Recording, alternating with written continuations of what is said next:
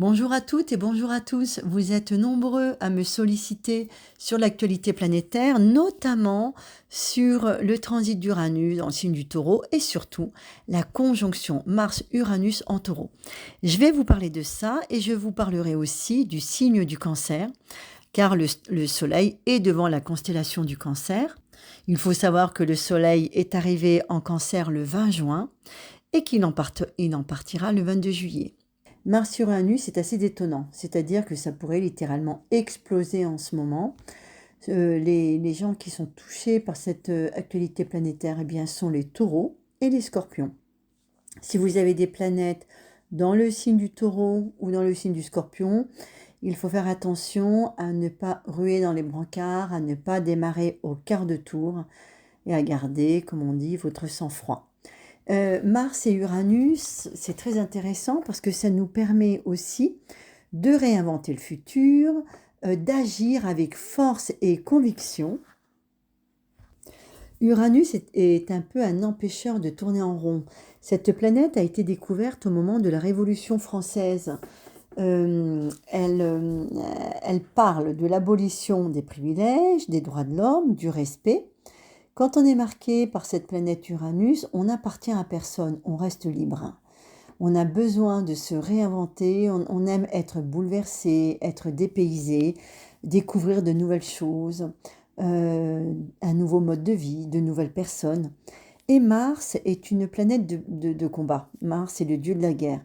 Mars conjoint Uranus, c'est assez vif, on va dire, ça peut être plutôt agressif, mais en tous les cas c'est dynamique. Dans le signe du Taureau, qui est un signe placide, serein, calme, qui a horreur des débordements et qui aime bien prendre son temps. Cette configuration astrale nous pousse dans nos retranchements. Elle nous oblige à réfléchir à la notion de possession. Qu'est-ce qui m'appartient finalement? Parce que le Taureau est relié à l'argent, à tout type de construction. Le Taureau est comme un pommier qui donne des pommes. Il a besoin de récupérer le fruit de son travail. Mars et Uranus disent, mais est-ce que tu pourrais pas travailler autrement, posséder autre chose, te libérer de certaines possessions qui finalement sont plutôt des prisons. Par exemple, on peut avoir une demeure très grande mais qui demande un investissement très lourd, aussi bien en termes de temps qu'en termes d'argent. Et finalement, Mars-Uranus nous demande de nous libérer. Et si je prenais un camping-car, et si j'habitais dans une roulotte, et si je vivais dans plus petit, et tout d'un coup, je disposais de plus de temps pour voyager, pour voir un peu ce qui se passe, et pour me faire plaisir. La meilleure chose que l'on peut faire avec cette configuration Mars-Uranus, c'est respirer au grand air, ralentir le rythme, se faire du bien, prendre le temps dès le matin de déjeuner tranquillement, ne pas trop bousculer les choses et puis faire du sport, aller au grand air et faire du sport. En tous les cas, une activité de plein air. Au niveau de l'actualité planétaire, on a aussi ce fameux nœud sud. Vous êtes nombreux à me poser la question, le nœud sud. Que sont les nœuds lunaires? Eh bien, les nœuds lunaires sont des points d'intersection entre la Terre et la Lune, enfin la Lune et la Terre. Et le nœud sud, par exemple, évoque le reste d'un passé à nettoyer. Ce qu'il faut travailler en ce moment, c'est le nœud sud dans le signe de la Balance. Et la Balance est reliée à la justice. On peut avoir un sentiment d'injustice, on peut avoir du mal à trouver un équilibre. Le nœud sud Balance dit mais comment trouver un équilibre en toutes choses et tout le temps? C'est très difficile. Et ce nœud sud Balance nous invite tous à revoir le relationnel. Qu'est-ce que je vis dans ma vie sentimentale et dans ma vie affective? Le nœud sud permet de pointer du doigt tous les dysfonctionnements au niveau sentimental et puis tout ce qui doit être revu et corrigé. Le nœud sud Balance dit il faut arrêter de te mettre en quatre et de toujours faire plaisir à l'autre. Dans le couple, il faut avoir un ego à offrir. Donc, il faut arriver à dire je. Il faut se situer en tant qu'individu, mettre un cadre, des limites, dire ce que l'on est, ce que l'on veut, ce que l'on aimerait vivre en amour. Du coup, ce nœud sud-balance est très intéressant parce qu'il est possible que la vie sentimentale de certaines personnes bouge beaucoup. Bouge, je le souhaite dans le bon sens, mais si le déséquilibre est trop fort, ça peut littéralement exploser. Puisque d'un côté, on a Mars, Uranus, ces planètes nous disent, bon, ça suffit, il faut rompre avec un équilibre qui devient une prison, avec une sécurité qui devient une prison, et un équilibre qui ne l'est pas finalement. Et le nœud sud dit, il faut aussi envisager que la relation se vive autrement, se fasse autrement, ou alors s'arrête, tout simplement. La conjonction Mars-Uranus est en train de se faire, c'est-à-dire que c'est encore plus fort, puisqu'elle se fera très exactement le 15 juillet. Comme un peu, j'allais dire avant une pleine lune, non, pas tout à fait, mais une conjonction, c'est lorsque deux planètes se retrouvent exactement au même degré d'un même signe. On a envie de dire, c'est une association, c'est une union qui peut faire naître de nouvelles choses. Moi, je suis assez positive quant à cette conjonction Mars-Uranus parce que tout simplement, par moment, il faut aussi bousculer les choses. On ne peut pas rester dans un statu quo, on ne peut pas rester dans nos routines, nos habitudes. Il faut oser se renouveler. Et Mars-Uranus ne nous laisse pas vraiment le choix. On est obligé de sortir de notre zone de confort et d'aller chercher ce qui pourrait nous épanouir ailleurs si ça n'est pas le cas dans nos vies. Voilà pour ce qui est de la fameuse conjonction Mars-Uranus du moment, de cette actualité qui se fera tout l'été de toute façon, qui va être très importante et qui va nous inviter à vivre pas mal d'expériences, je pense, d'ouverture, d'opportunités à saisir.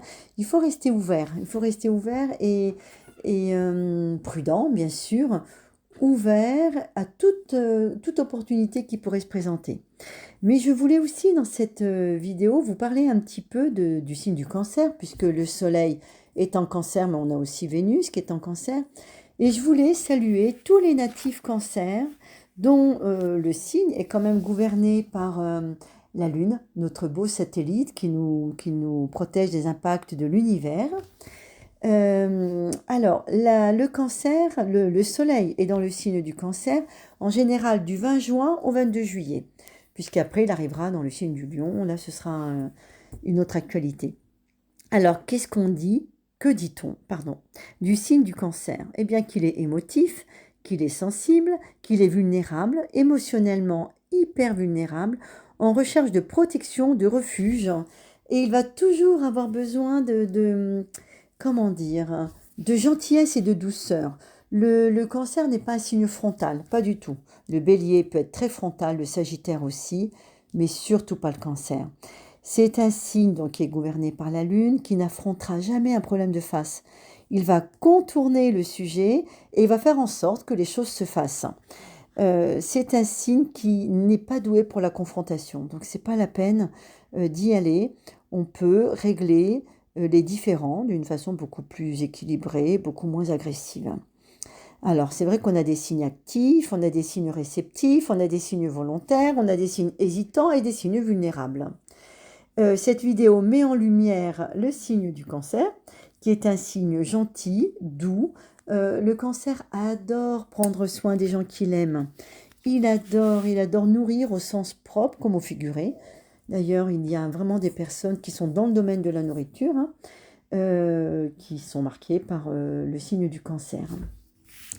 Le mot-clé du Cancer est s'enraciner. On doit trouver un port d'attache, un lieu de vie. On aime s'occuper d'une maison, de notre maison, de nos enfants. On aime prendre soin des gens qui nous sont chers. C'est quand même un signe d'eau, un signe extrêmement réceptif. Mais c'est l'eau, c'est pas l'eau des marécages, c'est pas l'eau de l'océan. C'est l'eau limpide et claire des rivières et des ruisseaux. On a compris que le Cancer, il est sensible, vulnérable, qu'il a besoin de trouver son port d'attache. À partir du moment où il est au bon endroit, dans le bon lieu géographique, sa vie va s'ouvrir. Si le cancer vit beaucoup d'obstacles, c'est qu'il n'est pas au bon endroit. Ce signe est très relié à ses racines et ses origines. Il faut absolument qu'il sache d'où il vient pour comprendre où il va et comment. Lorsque nous, astrologues, on doit analyser un thème cancer, on va très très vite interroger le consultant sur le rapport avec sa famille et surtout avec la mère, puisqu'un cancer a besoin d'être aimé par la mère. Si vous êtes ascendant cancer, parce que cancer et ascendant cancer, c'est pas la même chose, si on est ascendant cancer, très très souvent, il y a eu un problème. La personne n'a pas reçu l'amour qu'elle aurait dû recevoir pour X raisons, hein, parce que c'est un défi karmique. Donc le défi sera de retravailler le rapport à la mère et de retravailler le rapport avec la famille et la généalogie. Du coup, toute histoire de la généalogie permettra de réparer et de guérir un natif cancer. On dit aussi d'un natif cancer qu'il doit apprendre à écouter parce que le cancer est relié dans l'homme zodiaque à l'oreille. Et très souvent, un natif cancer surréagit parce qu'il va interpréter. C'est très subjectif. Donc, quelqu'un va parler et le cancer va prendre tout ce qui est dit pour lui. On dit prendre les choses trop à cœur. Donc, le discours parfois peut être un discours global, mais le cancer, dans sa vulnérabilité, peut être extrêmement triste de ce qu'il va entendre et qui finalement ne lui était pas destiné. Ça, c'est le grand piège à éviter. Il peut souffrir de problèmes d'oreille, il peut avoir aussi du mal à écouter, et lorsqu'il aura compris que c'est une vulnérabilité et qu'il prendra tout simplement du recul, il sera beaucoup moins malheureux. Ce qui est bien avec le natif cancer, c'est que ce n'est pas un ruminant, donc ça n'est pas un signe rancunier. Il peut y avoir de la peine, il peut y avoir une sensibilité, mais ça passe. Donc ça, c'est quand même une grande chance. Voilà, que dire du cancer? Eh bien, on peut dire du cancer qu'il va chercher un refuge, un lieu sécurisant, une sécurité. Le cancer a énormément besoin de sécurité, mais du coup, il peut rétrécir sa vie. Cette sécurité, ça peut vraiment devenir une peau de chagrin, une véritable prison. Donc, il doit apprendre à sortir de sa zone de confort et à sortir d'un cadre bien défini. Et on dit d'un natif cancer qu'il doit apprendre à regarder droit devant. Quand il conduit, il doit regarder de temps en temps dans le rétroviseur, mais pas trop souvent, parce qu'autrement, il risque de pas choisir, de pas aller de l'avant, de se tromper de route. Donc, il ne doit pas trop s'attarder sur le passé. Et on dit souvent à un cancer, n'oubliez pas que si vous avez un passé, eh bien, vous avez aussi un avenir. C'est vraiment le mot-clé du cancer, c'est ne jamais oublier qu'il a un avenir. C'est un signe qui aime chiner, qui aime aller chez les brocanteurs, qui aime aller chez les antiquaires. C'est un signe qui aime collectionner des objets ou différentes choses. C'est un signe qui aime les petits animaux, les animaux de compagnie, tout ce qui est relié à l'immobilier, réaménager un espace de vie, la décoration d'intérieur, l'architecture. On peut être architecte, on peut être décorateur d'intérieur, on peut tout simplement cultiver ses fleurs et son jardin, et être assez doué d'ailleurs. On peut être aussi un cuisinier hors pair. Un cuisinier hors pair, on peut aussi avoir des enfants et s'en occuper de façon remarquable. Si vous avez un enfant cancer, ne bousculez pas les étapes. Laissez l'enfant grandir tranquillement, à son rythme. Ça, c'est très important. Et puis, je dirais aussi que le cancer doit respecter sa nature vulnérable et sensible. Et si les relations sont trop agressives, difficiles, il faut qu'il s'éloigne. C'est pas très grave, hein. Ou alors, expliquer aux gens qui vous entourent que vous n'aimez pas les relations trop brutales et que vous aimez prendre votre temps et parler dans le calme. Voilà, alors l'actualité est intéressante pour vous parce que la conjonction Mars-Uranus forme un magnifique trigone à votre soleil, Cancer, ce qui apporte une grande efficacité, la capacité de trouver l'action juste et une régularité dans un domaine bien précis. Vous pouvez aussi aller vers de nouvelles tendances, réorganiser certains domaines de votre vie, le travail ou la vie privée, toujours en étant plutôt efficace. Et puis, vous pouvez ressentir, grâce à Mars et Uranus, le besoin de sortir de votre réserve, de votre prudence, de votre zone de confort, et puis ressentir aussi une certaine confiance.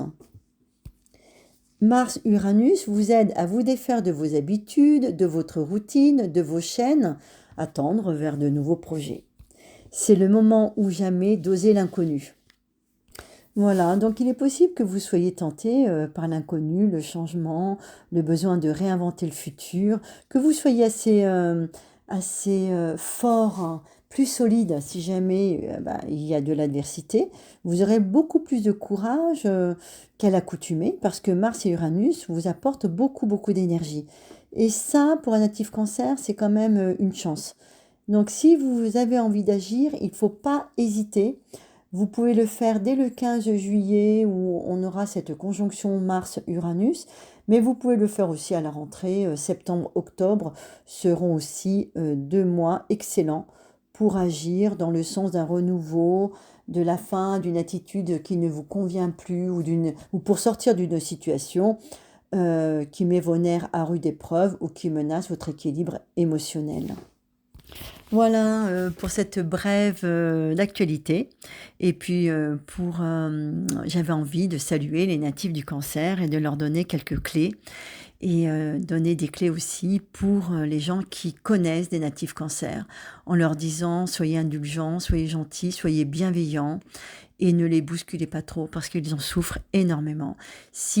Alors oui, il ne faut pas que j'oublie une chose, les hommes ascendant cancer ou soleil cancer qui n'ont pas été aimés par leur mère, ça peut être terrible plus tard pour la relation avec le féminin. C'est une vraie blessure. Ça se travaille, ça peut se travailler lors d'une séance astrale, ça peut se travailler en thérapie aussi, mais il y a toujours des solutions à tout. Et l'astrologue est là pour vous accompagner et pour vous donner des clés. Voilà, très bientôt.